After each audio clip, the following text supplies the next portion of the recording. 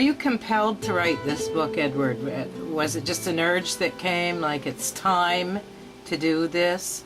Or was it a growing thing? Or were you compelled to? Or what? Do you care to comment on that? Well, it had to happen.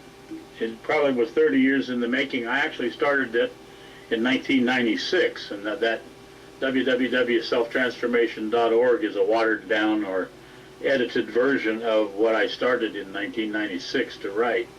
And I got waylaid by folks asking me to write how it is that I came to these things that I was saying.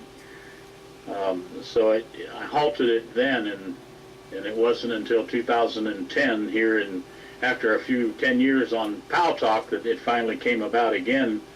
And it was something that had to happen, Mystica. It was bound to happen.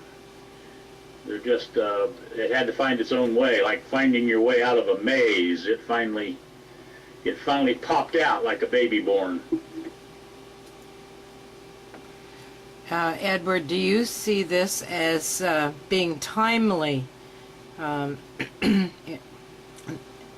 the way that I use time, like with the awakening that seems to be happening all over the planet? There seems to be an increased awareness and interest, I'm not sure if those are the right words, in awakening to the real self, or who we truly are.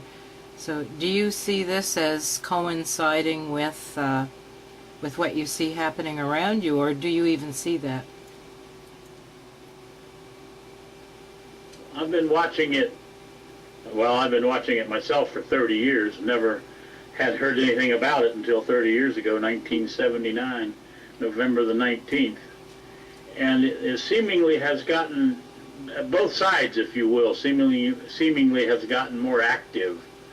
The rustling in the leaves, if you will, of the birth of a new consciousness, or the transformation of our way of being, plus perhaps the destruction of ourselves, the other side of this rat race that we seemingly are in.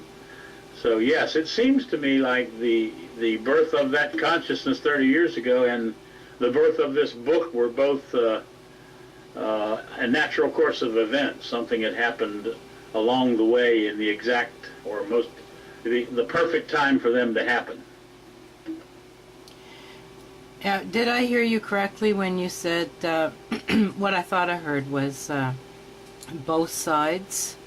I don't know if you said we're getting stronger or more active or whatever. Could you define what you mean by both sides?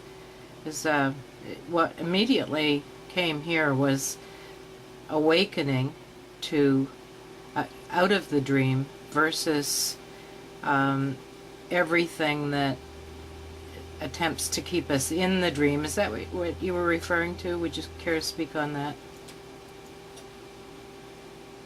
That's exactly it. The awakening from the illusion that we've been living in for thousands and thousands of years, and the resistance to that. When one begins to shuffle and move, the other begins to shuffle and move to keep the sleeping dogs sleeping, so to speak. If I were to ask what is the core message of the book, I'm guessing you're going to say transformation. That seems like a silly question right now, so I'll get off the mic so you can answer it. I guess the core of why I wrote the book, or what that book has to say, is that there's a new consciousness on planet Earth. And this consciousness has no violence included. There's a void. Here we go with the void again, huh? There's a void where violence once was. Now you could say, or I could say, or it could be said, all of the above, that doesn't sound like very much difference. That the only difference between this new consciousness of which I speak and the old consciousness that now controls us, that now runs this planet, is that there's no violence, that there's a void where once there was violence. But if you take that particular word, violence, and you erase it from this planet, then what in your mind would this planet look like? Because violence happens everywhere from a frown towards your wife or your children, or a light smack, or any sort of argument, or any sort of disagreement, or any sort of disturbance, any mental disturbance of anger would disappear, and any jealousy. And anyway, I don't need to go on explaining that. So that's the essential difference.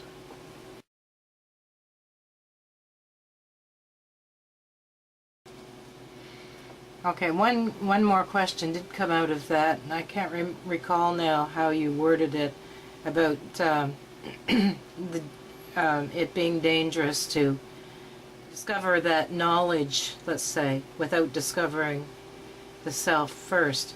Are you saying that if it is spoken and it is seen and understood intellectually, that at that point it can be taken on as a belief, and once believed, the going inward to actually awaken would just come to a halt? Well, actually, you put that very well. If you would erase the come to a halt part, and then put in there, it would make it extremely difficult, or much more difficult. So in other words, the seeking of the transformation by virtue of understanding is the resistance of the transformation. It's the thing that actually keeps you away from it. In other words, the moving toward it is the action of moving away from it. And the harder you move toward it, the greater level of moving away that would happen. I heard someone say, or I have said in a number of times, that the greatest deterrent that we have to intelligence is knowledge. And this is a completely knowledge-filled world that we live in, and at our birth we are forced into, we are made to join, or put into the slavery of, if you will, knowledge, so that thinking is thinking us, and thinking has been thinking us for thousands of years. What I care for you to do right now, Edward, if you don't mind, is give a description of the book, how many pages it is, and there are people that care to know the price, how to contact you to pre-order, when you expect it to be published, which I know is very soon, and what places would be carrying the book, such as Amazon, etc. Well, we don't actually have a price set, particularly, probably in the $15 range or $16 range, something like that. It should be through Amazon. It should be available through every book outlet on the planet, hopefully. But for sure in Barnes & Noble and perhaps other book outlets. And on our website. We'll have a new website. We're working on a new website right now, by the way.